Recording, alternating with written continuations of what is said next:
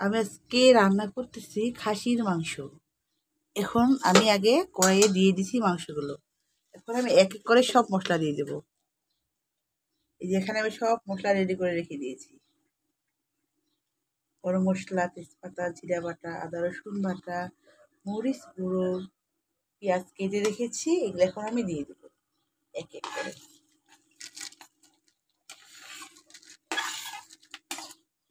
আমরা একটু ঝাল বেশি খাই, এই জন্য মরিচের গুঁড়োটা একটু বেশি করে দিয়েছি।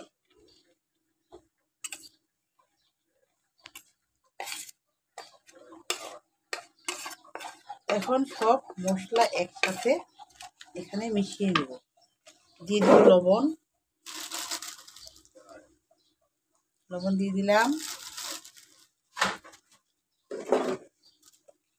এবার দিব হলুদ,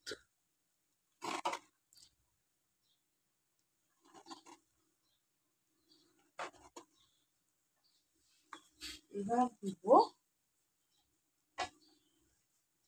তেল,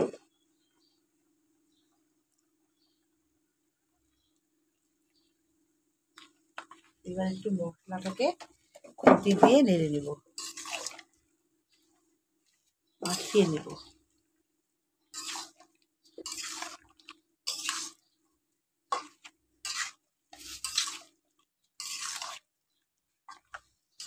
কড়াই কিন্তু আমি আগে থেকেই চুলায় বসিয়ে রেখে দিয়েছিলাম, যার জন্য ধোয়া উঠতেছে।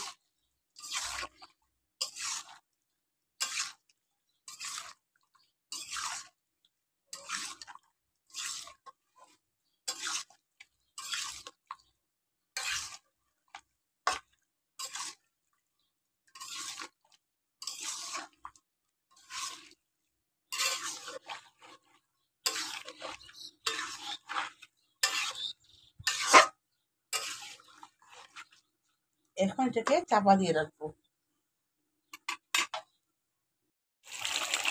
এই যে কিছুক্ষণ পর ঢাকনা উঠে দেখলাম, আমি 10 মিনিট পর ঢাকনা উঠে দেখলাম, এখন এটাতে অনেকটা পানি বের হয়ে গেছে। এখন এই পানি দিয়ে কষাতে হবে, কষতে কষতে কষতে এটা সিদ্ধ হয়ে যাবে মাংসটা।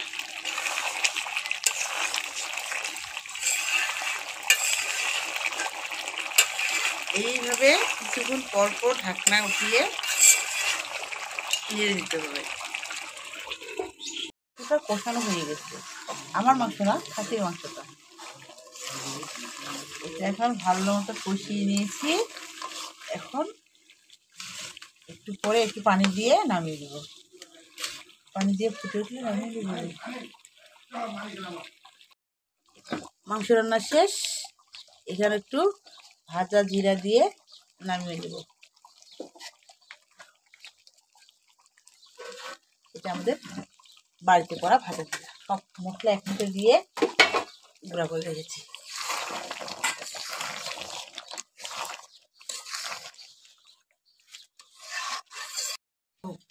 এই যে আমার তরকারির ফাইনাল লুক হয়ে গেছে, শেষ।